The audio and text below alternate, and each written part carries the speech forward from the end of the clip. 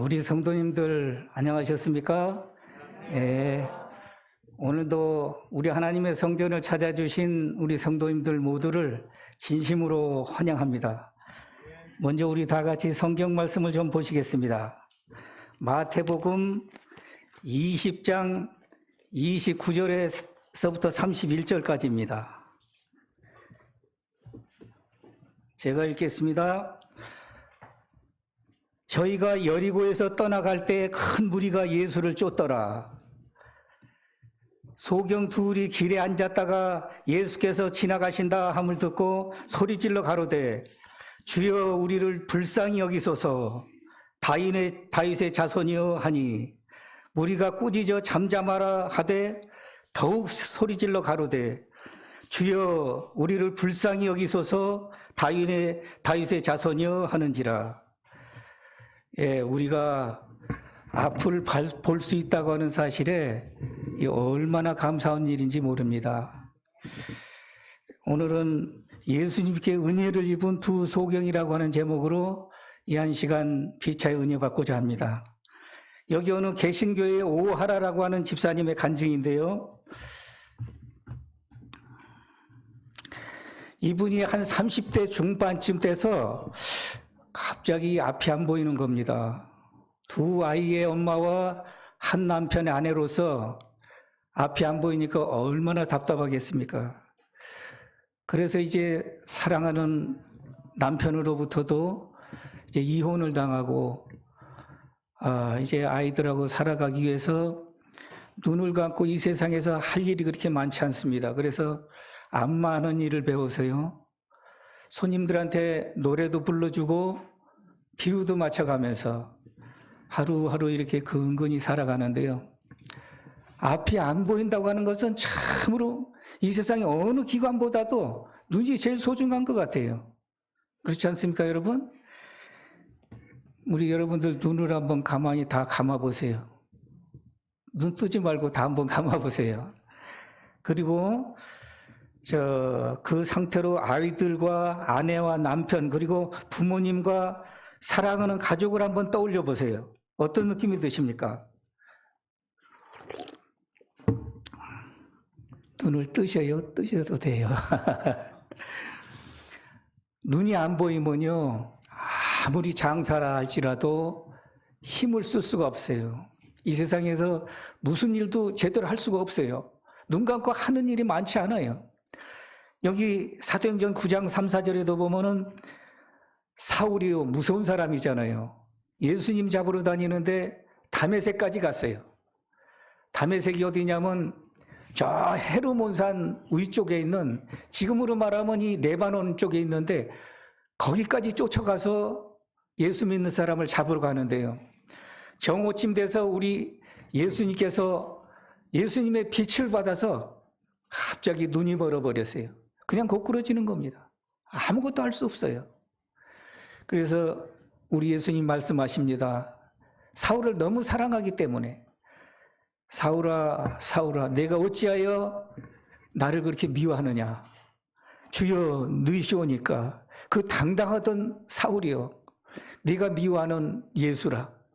하나님께서 이제 길들여서 이제 쓰시는 장면인데 본론으로 들어가겠습니다.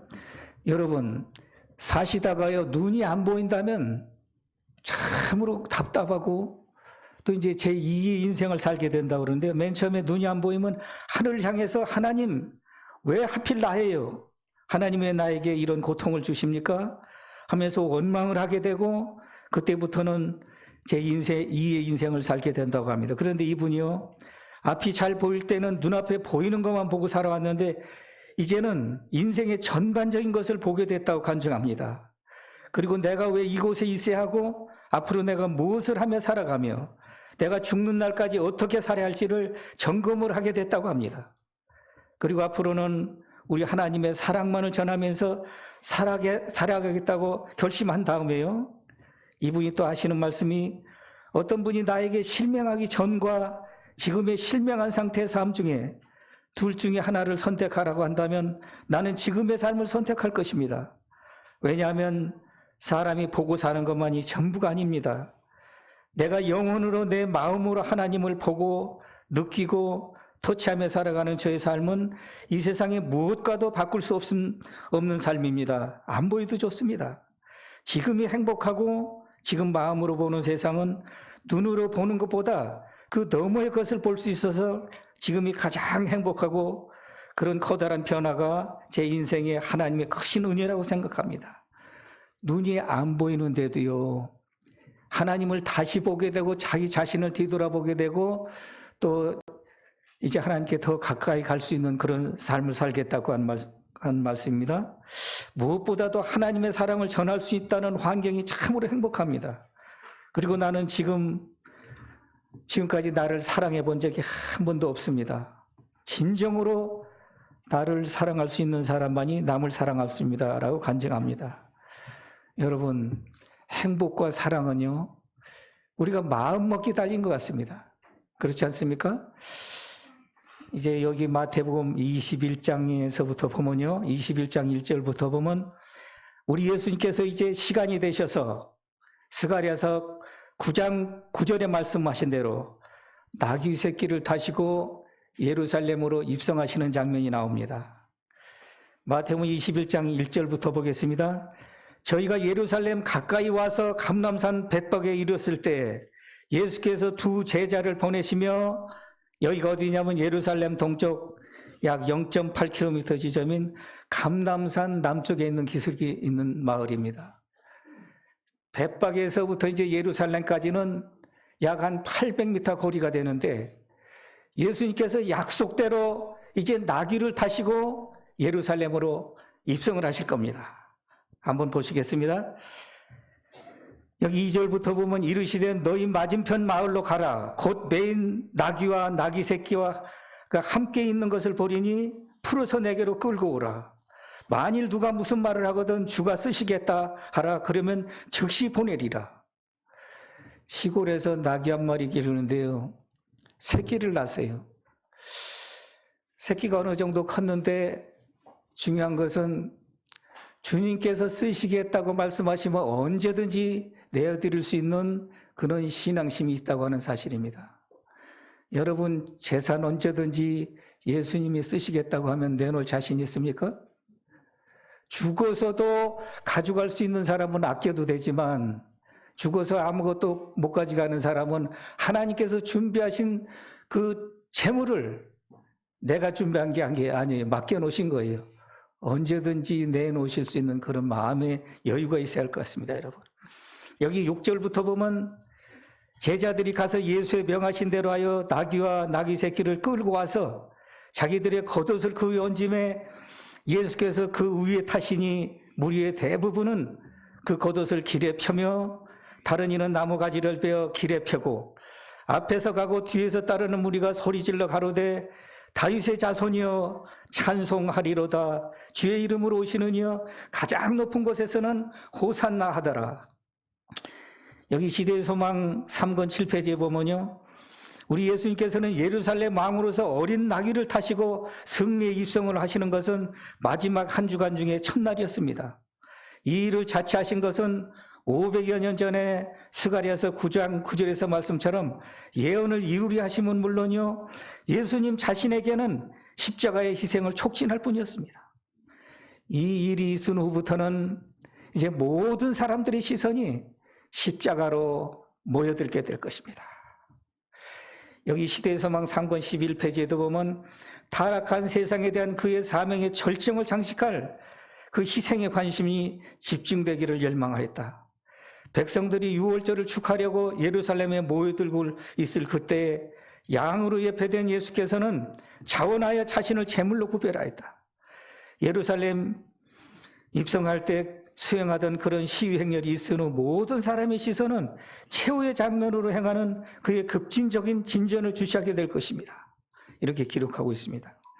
여기 13페이지에도 보면요, 이 세상에서 일찍이 이와 같은 승리의 행렬을 본 일은 전혀 없었다. 이것은 이 세상에서의 유명한 정복자들의 행렬과는 같지 않았다. 왕의 용맹의 전리품들인 신음하는 포로들의 대열도 이 장면의 특색을 이루진 않았다. 그러나 구세주의 주위에는 죄 많은 인류를 위한 그의 사랑으로 행한 수고의 영광스러운 전리품들이 있었다. 예수로 말미암아 사탄의 권세에서 구원을 받고 저희의 구원을 감사하여 하나님을 찬양하는 포로들이 있었다고 그랬습니다. 이제 우리 예수님께서는 나귀를 타시고 예루살렘으로 입성하시는데요, 아주 기가 막힌 장면이 벌어집니다. 그가 눈을 뜨게 한 소경이 길을 인도하고 그가 혀를 풀어주신 벙어리가 가장 큰 소리로 호산나를 불렀다. 그가 고쳐주신 절름발이가 기쁨에 넘쳐서 가장 활발하게 종려나무 가지를 꺾어서 구세주 앞에 흔들었다. 고아부와 고아들은 저들에게 베푸신 그의 자비하신 일로 인하여 예수의 이름을 높였다. 깨끗함을 받은 문둥이들이 저들의 깨끗한 옷을 저희 가는 길에 펴고 영광의 왕으로서 하나님께 만세를 불렀다.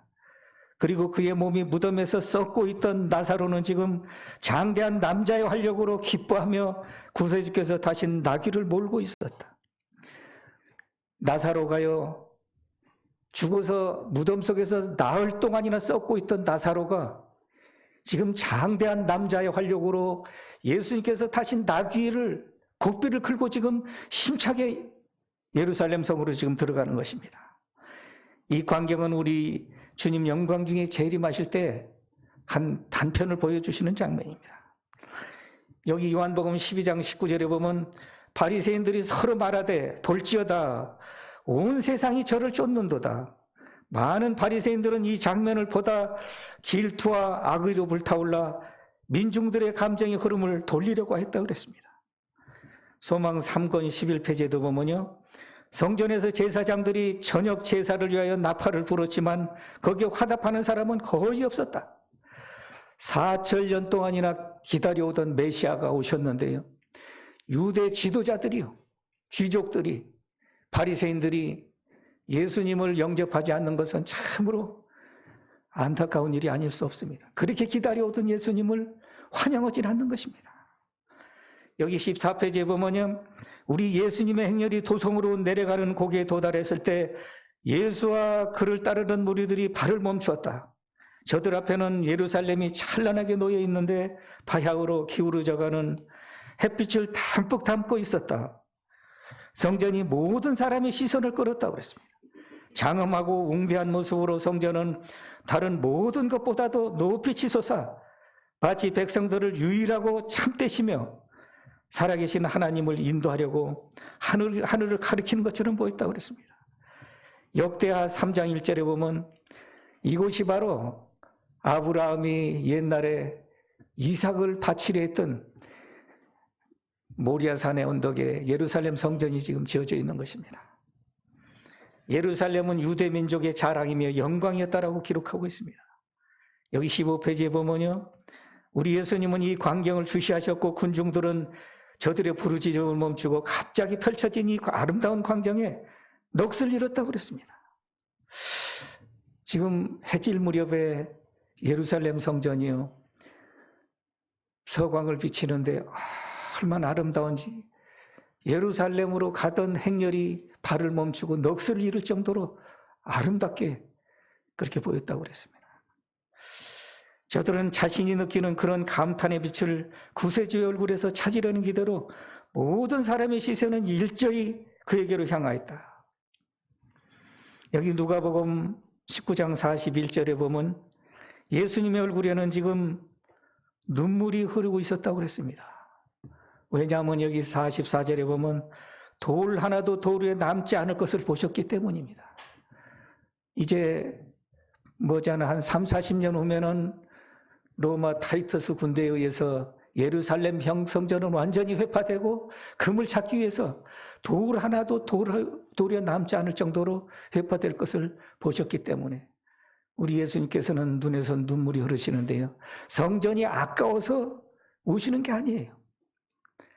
자신에게 모든 사람이 집중돼야 되는데 성전에 집중돼서 지금 넋이 나갈 정도로 성전을 그렇게 그들이 귀히 보고 영광스럽게 보았던 것입니다. 여기 소망 3권 20페이지에 보면 예루살렘의 은혜의 기간은 이제 거의 다 지나가고 있었다. 예수께서 성전 주인께서 큰 백성과 함께 도성에 이루고 계시다는 소식을 전해졌으나 그러나 저들은 하나님의 아들을 환영하지 않았다고 그랬습니다. 예수님이 문 앞에 도달했는데도 바리새인들, 사두개인들, 귀족들, 제사장들이 이제 하나님 이름으로 세금 받아서 먹고 허려시하고 있는 이 부자들이요, 예수님을 영접하지 않는 것입니다. 우리 예수님을 영접하지 못하는 첫 번째 이유가요, 초라한 모습으로, 가난한 모습으로 오시기 때문에 영접할 수가 없습니다. 자기는 잘 먹고 잘 입고 잘 사는데 너무나 그 무리들도 보니까 가난한 사람들이에요. 병들었다 낯선 사람들, 이렇게 거지 같은 사람들이 몰려오니까 자존심이 상해서 예수님을 맞이할 수가 없어요. 영광의 왕으로 맞이할 수가 없습니다. 두 번째 이유는요, 이사야 53장 2절서부터 보면 우리 예수님께서는 어떤 모습으로 어떻게 오실 것이며 어떻게 희생당하실 것을 자세히 기록해 놨습니다. 그런데도 그들이 진리를 그들이 알지 못했어요. 4천년 동안이나 양잡아 제사 드리면서 제사 제도에만 열중해 있고 의식에만 열중해 있고 예수님이 어떤 분이신지를 그들이 깨닫지 못했다고 하는 사실입니다. 예? 예수님 때문에 제사 제도가 있고 그거를 통해서 우리가 죄에서 이제 죄사함을 받고 구원받는 걸, 진리를 깨닫지 못했어요. 의식에만, 안식일을 철저히 지키고 절기 안식일을 잘 지키고 아주 안식일 날은 오리도 제대로 안 가고 또 쉬었다 가고 안식일 날 거름 준다고 풀밭에 침도 안 뱉고 의식에만 몰두해 있고 예수님이 어떻게 오실 걸 이사야 53장에 기록한 말씀을 그들이 깨닫지 못했어요. 7절에 보면은 53장 7절에 보면 이제 우리 예수님께서 어린 양이 도살장에 끌려가는 것처럼 이제 절대 대꾸도 안 하고 반항도 안 하니까 너무나 사진처럼 보내오셨는데도 그들이 그걸 진리를 깨닫지 못하고 예수님을 맞이할 수가 없었던 것입니다. 여기 요한복음 19장 15절에 보면 가이사 외에는 우리에게 왕이 없나이다. 빌라도 앞에서 세상 왕을 택하고 하나님을 완전히 배반해 버렸어요. 그런 다음에 이스라엘 백성들이 오늘날까지 얼마나 각 나라로 흩어져서 얼마나 고통당하고, 예? 세계대전 때는 독일 사람들한테 아주 가스통에까지 들어가서 다 죽임을 당하고 얼마나 어려움 당했습니까? 그래도 하나님께서는 이스라엘 백성들을 사랑하시고 아브라함 족속, 이삭의 족속, 택한 족속의 그 후예들이라 그래도 사랑하셔서 2000년 이제 마지막 부분에 1948년도에 이스라엘 백성들이요, 이제 그 팔레스타인에다 조그마한 나라에서 거기서 이제 독립을 하게 만들고 거기서 하나님을 다시 부를 수 있도록 만들었어요. 하나님께서 회개할 기회를 지금까지 주신 겁니다. 2000이 넘도록 이스라엘 백성들한테 회개할 기회를 주셨어요. 그 덕분에 우리가 이방인으로서 예수님을 받아들이고 구원받을 수 있는 길에 들어선 거 아닙니까? 우리가 얼마나 감사합니까? 오늘까지 이스라엘 백성들은 하루도 안전하게 잠을 잘 수가 없어요. 아랍국에 둘러싸여서 언제 전쟁이 날지 몰라요. 여자분들도 나이가 먹으면 2년 동안을 의무적으로 복무를 해야 돼요. 이스라엘에 태어나면은 전쟁터에 태어나기 때문에 어렵습니다. 그들이 지금이라도 회개하고 예수님을 받아들이면 우리 얼마나 좋겠습니까? 지금까지도 통곡의 벽에서 울면서 메시아를 기다리고 있다고 하는 사실입니다. 얼마나 불쌍합니까? 우리가 다른 사람들도 그렇지만 그 사람들을 위해서도 기도할 필요가 있을 것 같습니다. 이제 우리 예수님께서 성전으로 입성하신 다음에요, 성전을 조금 정화시킨 다음에 약속대로 시간이 다 되어가기 때문에요, 유대 종교 지도자들한테 붙잡혀서 이제 가장 조롱과 구타를 당한 다음에요, 이제 성 밖으로 끌어내서 십자가에다가 매달아 버렸습니다. 얼마나 무서운 일입니까? 마태복음 27장 50절에서 51절에 보면 우리 예수님께서는 십자가상에서 모든 인류의 죄를 대신해서 운명하셨습니다. 운명하실 때요, 자신의 몸으로 상징되어진 성소의 휘장이 위에서부터 아래로 완전히 찢어져 버리므로 이스라엘 백성들이 그렇게 열심히 지켜오던 제사제도는 완전히 폐지가 되어버렸습니다. 여기 마가복음 15장 25절부터 보면요, 때 3시가 되어 십자가에 못 박으니라. 이스라엘보다는 우리가 7시간이 더 빠릅니다. 거기에서 3시면 우리나라 시간으로 10시예요. 오전 10시에 우리 예수님은 십자가에 매달리셨습니다. 십자가에 매달려서 6시간 동안이나 매달려 계셨어요. 고통 가운데. 그냥 매달려 있는 게 아니라 그들이 조롱하다 때리다 나중에는 머리에다가 엉겅퀴 그 삐죽삐죽 나온 그 엉겅퀴 그 가시면류관을 이마에다 씌워가지고 머리에는 지금 사방으로 이마에 얼굴에 피가 흐르고 있습니다. 손바닥에는 지금 못을 박아놨어요. 쇠못을 박아놔서 피가 흐르고 중량에 의해서 찢어지고 있습니다. 온몸은 지금 피투성이가 됐어요. 어제 저녁부터 아무것도 안 잡수셨어요. 배고픈 데다가 조롱당하고 십자가 지고 오느냐고 자꾸 넘어지고 매 맞고 채찍으로 너무 많이 맞아서요. 앞이고 뒤고 만신창이가 됐어요. 피가 줄줄줄줄. 발에는 지금 떨어지지 않도록 고정시키기 위해서 쇠못으로다가 발을 건파가 나서요. 온몸이 만신창이가 돼서 하늘에서 온 우주 거민들이 이 광경을 더 이상 볼 수가 없어요. 만왕의 왕께서, 자기 주인께서 이렇게 십자가에 매달려 있는 처참한 모습을 볼 수가 없어요. 그래서 여기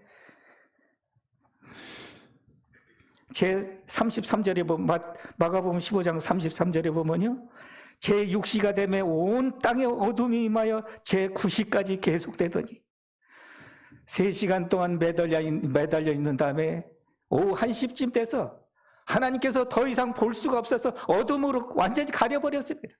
깜깜해졌어요. 그래서 간간히 번개불만 번쩍 예언의 신에 보면 그렇게 되어 있습니다. 십자가 매달려 있는 예수님을 비치는 겁니다. 옆에 있는 군중들이 얼마나 두렵겠습니까? 깜깜한데 번개불만 번쩍거리면서 예수님의 십자가만 보이는 겁니다. 우리 예수님은요, 저와 여러분들을 살리시기 위해서 이렇게 고통 가운데 십자가에 매달리셨어요. 우리가 어떻게 살아야 할지를 다시 한번 뒤를 좀 돌아다 보시기 바랍니다.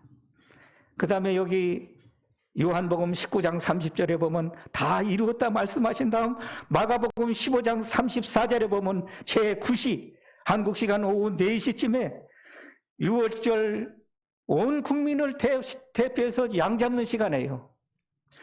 대제사장이 제단에다 백성들을 대표해서 이 양을 올려놓고 양을 잡으려고 그러는데요.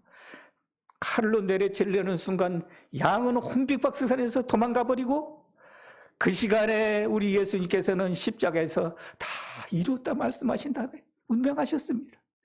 그냥 아파서 힘들어서 돌아가신 게 아니에요. 저와 여러분들을 너무나 사랑하시기 때문에 심장이 폭발해서 돌아가셨어요. 심장이 터져서 그 시간에 맞춰서 돌아가셨어요. 유정란 집사님 살리시기 위해서 그랬단 말입니다.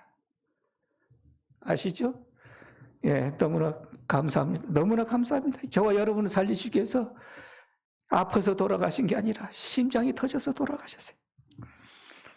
여기 마태복음 27장 51절에서 54절까지 보면요, 이에 성소 휘장이 위로부터 아래까지 찢어져 둘이 되고 땅이 진동하며 바위가 터지고 무덤들이 열리며 자던 성도들의 몸이 많이 일어나되 예수의 부활 후에 저희가 무덤에서 나와서 거룩한 성에 들어가서 많은 사람에게 보이니라. 54절 백부장과 및 함께 예수를 지키던 자들이 지진과 그 되는 일들을 보고 심히 두려워하여 가로되 이는 진실로 하나님의 아들이었도다. 우리가 믿는 예수님, 우리들을 위해서 십자가에 돌아가신 우리 예수님은 진실로 메시아이셨습니다. 여러분 믿으십니까? 예, 감사합니다. 여기 마태복음 28장 1절에서 6절까지 보면은 안식일이 다하여가고 안식 후 첫날이 되려는 미명에 막달라 마리아와 다른 마리아가 무덤을 보려고 왔더니 큰 지진이 나며 주의 천사가 하늘로서 내려와 돌을 굴려내고 그 위에 앉았는데 그 형상이 번개 같고 그 옷은 눈같이 희거늘 천사가 여자에게 일러 가로되 너희는 무서워 말라. 십자가에 못 박히신 이 예수를 너희가 찾는 줄을 내가 아노라. 그가 여기 계시지 않고 그의 말씀하신 대로 살아나셨느니라. 약속대로 우리 예수님께서는 3일 만에 살아나셨습니다. 여러분, 우리가 믿는 예수님은 이런 분이십니다. 요한복음 2장 19절에 보면 예수께서 가라사대 너희가 이 성을 헐라 내가 사흘 동안에 일으키리니 말씀하신 대로 우리 예수님은 부활하셔서 고린도전서 15장 5절과 6절에 보면 게바에게 보이시고 후에 12 제자에게와 그 후에 500의 형제에게 일시에 보이신 다음에 사도행전 1장 3절에 보면 40일 동안이나 살아나신 증거를 보이신 다음에 여러분 여기 9절과 10절에 보면 하늘로 승천하셨습니다. 하늘로 승천하신 다음에 천사가요 11절에 보면 가로되 갈릴리 사람들아 어찌하여 서서 하늘을 쳐다보느냐 너희 가운데에서 올리우신 이 예수는 하늘로 가심을 본 그대로 오시리라. 약속하신 다음 우리 예수님께서는 머지않아 분명히 이 땅에 재림하실 것입니다. 우리가 준비할 때는 바로 지금입니다. 우리가 눈을 뜨고도 영적인 장님이 돼서 하나님이 우리를 사랑하신다는 성경 말씀을 보지 못하고 아까운 시간들을 다 낭비해버린다면 곧 오실 예수님 오실 때 우리는 아주 불쌍한 사람들이 되고 말 것입니다. 제사장들과 바리새인들처럼 말입니다. 우리에게 필요한 것은 우리가 지금 준비해야 됩니다. 밝은 눈을 가지고 여러분들 뭘 제일 많이 봅니까? 예? 쓸데없는 건 너무 많이 보다 망하지 말고요. 한눈이라도 감고라도 성경 말씀을 보시고 나를 살리신 예수님을 발견하고 나의 삶을 준비하시기 바랍니다. 여기 데살로니가전서 4장 16절 17절에 보면 주께서 호령과 천사장의 소리와 하나님의 나팔로 친히 하늘로 쫓아 강림하시리니 그리스도 안에서 죽은 자들이 먼저 일어나고 그 후에 우리 살아남은 자도 저희와 함께 구름 속으로 끌어올려 공중에서 주를 영접하게 하시리니 그리하여 우리가 항상 주와 함께 있으리라. 머지않아 우리 주님 영광 중에 재림하실 때요 여기 앉아 계신 우리 성도님들 모두가 다 살아서 구원받으시는 저와 여러분들 다 되시기 바라면서 말씀을 드리겠습니다.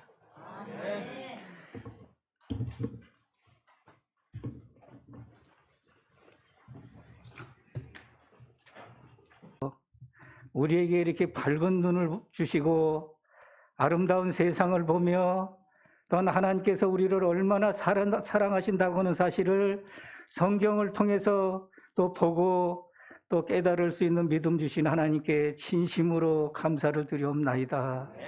앞으로는 우리가 이 세상 살 때 눈으로 못 볼 것은 보지 말고 봐야 할 것은 보면서 마지막을 준비할 수 있는 우리 성도님들 다 될 수 있도록 우리 하나님 축복하여 주시옵소서. 아버지 하나님이시여 오늘 여기에 참석하신 우리 성도님들 예수님 재림하실 때 한 분도 누락되지 아니하고 다 살아서 구원받을 수 있도록 우리 하나님 축복하여 주시옵소서. 예수님의 이름으로 기도드리옵나이다. 아멘.